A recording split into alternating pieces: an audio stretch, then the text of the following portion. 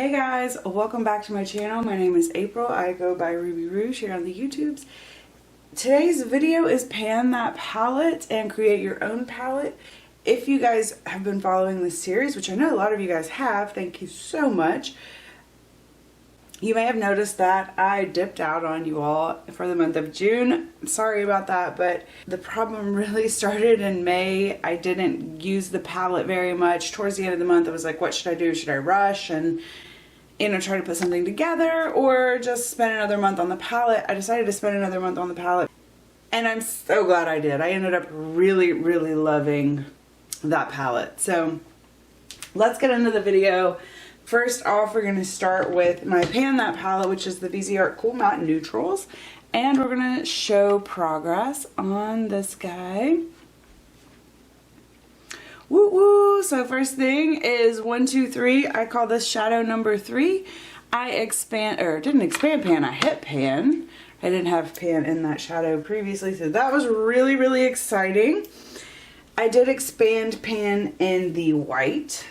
My goal for next month, let's see, we're going to hit pan in 1, 2, 3, 4, 5. I'm going to hit pan in this one, and I want to see, I don't know, I've been using this as eyeliner. So it has a little bit of a dip in it. And sometimes I use it just dry. I just dip my brush in and I do like a really soft line. And sometimes I use it with a little bit of Fix Plus on my brush. Or sometimes I scrape some out and use it with Inglot Duraline if I want like a stronger eyeliner look. And when I do that, you know, it goes pretty fast. That was partly how I started use so much of this blue. One thing that I don't talk about enough with these shadows, you can actually use these shadows wet or dry. It doesn't really, they don't get like weird if your brush is a little damp and it touches the shadow. So that's kind of cool. All right, let's get into the create your own palette portion. This is last month's palette. If you're curious, watch last month's video, which this is going to be Pan That palette for May, actually. It was a little more muted and soft than, and kind of like coolish neutrals that I don't work with all that much. So ABH Dusty Rose, there's a couple, the Viseart Cool Tone Browns from my Pan That palette.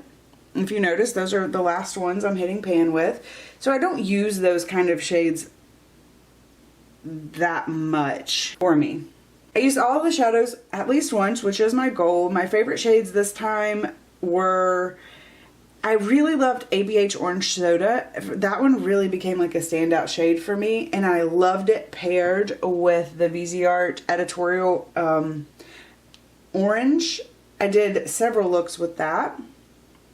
I really also enjoyed Dusty Rose from ABH. So I enjoyed Dusty Rose and Orange Soda in the same way, using them as a transition to kind of change up and soften up some of my other colors. So like Orange Soda really softened up orange really nice. ABH Glistening was another standout for me. I've gotten so used to metallic shades, like super metallic, super blingy shades on the lid, that it was kind of cool to see something a little softer. So some of my least favorites for this time, I pulled out the Dominique Cosmetics Celestial Thunder palette that I got from BoxyCharm. I wanted to play with it, and I ended up really, really loving Mystic Ice. I thought it was stunning.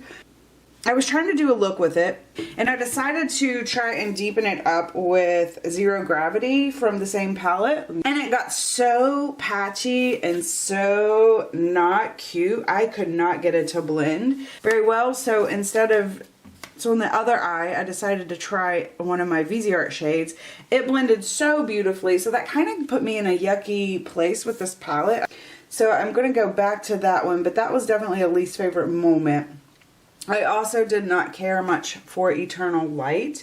It was kind of a very messy shadow. I did end up getting it to work with glitter glue, but I just felt, for what the finished product looked like and just compared to other shadows, I felt like it was kind of an extra shadow, and I don't know. So we'll play with that palette again in the future, but that was kind of, I felt a little bit of disappointment there. I also didn't love the Viseart Editorial Yellow. I don't know, it just doesn't look very good on me. I've had a hard time trying to find like a placement for it or a use for it. Basically, I think it comes down to I just have other yellows that I like better. Another shadow that I didn't love was the Appeal Liquid. I think I'm going to just kind of move it over to the declutter pile just because it was cool. Once again, it was extra.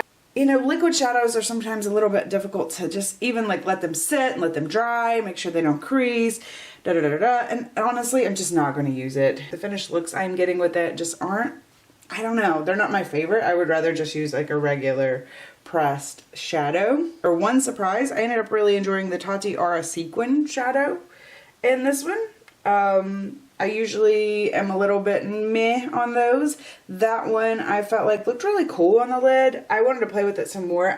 This isn't my favorite eye look ever, but I thought it did turn out pretty cool. So midsummer, I'm starting to get a tan. My skin's warming up. I like to start getting into my bronzy and golden shades. I like to start playing with my warmer browns. I always like purple. Purple's always something I enjoy. I went through my palettes this time. I wanted to go oldest to newest. I just want to keep focusing on my oldest palettes, make sure that they're getting used. Here's what I came up with. So the Viseart Cool Mattes palette is the first 5 shadows. Okay, and so first off we have the Viseart Red. I just thought this one might look really cool with a lot of these bronzy shimmers that I had in the palette. This is ColourPop Cute Alert.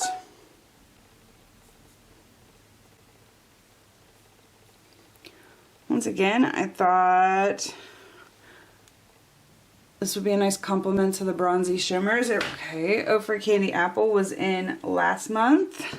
This is, I just think, one of the most flattering shades on me.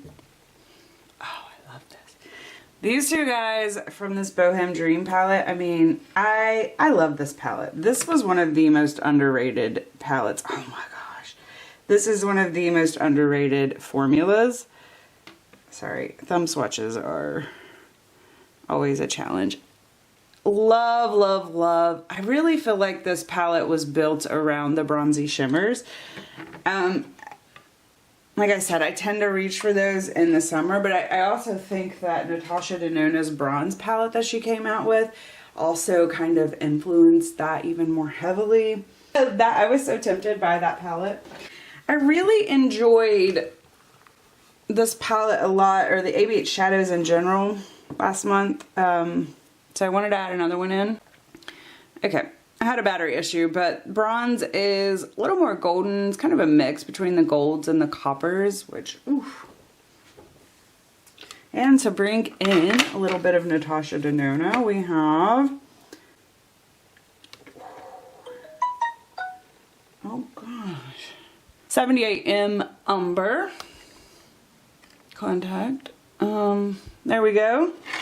Definitely needed to start working on my MAC palette a little bit more. Expensive Pink. I thought Expensive Pink really kind of gave me some of that nice subtleness that I enjoyed so much. It's just a nice peachy kind of pinky golds. Oh, sticking with MAC, I forgot we did Up at Dawn, and I kind of went for this one because its closeness to Orange Soda. I really enjoyed Orange Soda so much. I actually haven't swatched these two side by side. I'm really curious. I enjoyed Orange Soda so much, I thought about putting it in. So it's a little bit darker than Orange Soda. So that one's Up at Dawn. Yeah. So this one's Orange Soda. Not swatching very good. And then Up at Dawn. Back to Natasha Denona. We're going to do Sandstorm. Oops, I put that. And with this other shadow. Just a nice red, warm, like a reddish brown. Haven't played with that one very much, so. And this is a palette I have barely played with at all. This is the ColourPop. ColourPop. Charlotte Tilbury Palette of Pops. I got this in a Lucky bag. I have not even played with it yet. Woo! But I went with this Pop Souligné. Oh my gosh, that's pretty. Yeah, I needed to get this one out and play with it. The colors were just kind of warm though. That's the only reason I haven't played with it, because they were just kind of summery and fall to me. So yeah, I'm ready. We're ready to play. Okay, so I had battery issues now. I had memory card issue. Now I have battery issue. I wasn't really super prepared today for filming. But I swatched this beautiful shade. It's one of my favorite shades. I keep reaching for it. I need a single of this shade. I freaking love it. But I just thought, and so did Natasha Denona, that it would go really well against oranges and the shimmery coppers, and I think it does. It's just a nice complementary color to that. So I feel like it's been in my Create Your Own palette many, many times. Next up, we're reaching for the Masquerade palette by Juvia's Place, and I have never, ever used this shade. I think it's called Zobo, and oh my, is it so pretty. It is so pretty. I cannot believe I haven't used this shade yet. I'm really excited. This might be the first one I reach for and play with. I just feel like it's really, really cool, and that it'll look really cool with all these other warm shades I have picked out. I decided at some point that I wanted to hit pan on, oh, it's got some candy apple in it, on Masquerade by Makeup Geek. So it's been in the palette. It'll probably be in for the rest of the year, or at least until I hit pan. So, oh, it's so pretty though. And I feel like purples are definitely appropriate pretty much any time of the year. Not appropriate, it's probably not the right word, but another palette that I haven't played with enough, I don't think, is Voss, and this is Plum Berry. Ooh, yes. I think this one's gonna be nice. I don't know, it swatches beautiful. Beautifully. This is Ofra Do You. It is either a highlighter or an eyeshadow. It can be used either way. I've usually only used it as a highlighter. It's kind of nice and a little bit subtle, but I thought it would be cool to try for a...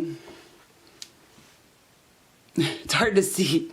Then we have the ColourPop Golden State of Mind, and I'm going to use, woo, this palette is so very hit and miss. I'm going to use, I'm going to try to use Golden Egg.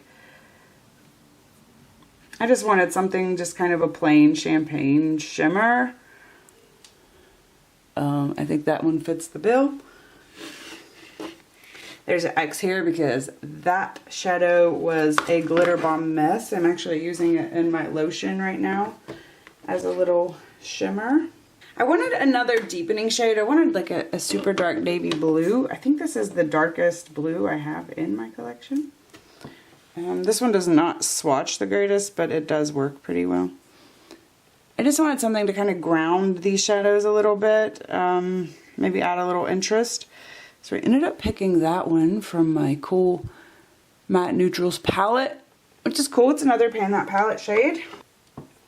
And then lastly, I'm using my Viseart Koi palette, and we're reaching for number 7 here. I just thought this green would be cool and look really nice with the coppers, and also, like the blue, provide a little contrast. Let's see. Oh yeah, that's beautiful. Beautiful. Alright guys, so that's my palette. I'm really excited to get into using this one this month. I'm feeling really inspired by these colors. There's a lot of things that I haven't played with in a long time. A lot of shadows that I've not played with ever. I think this will be a fun month for me. So stay tuned. Check out previous month's palette if you want to see lots of different looks or more in-depth look at any of the palettes through the year. And yeah, thank you guys so much for stopping by and all of your support. I appreciate it so much, and I will see you in the next one.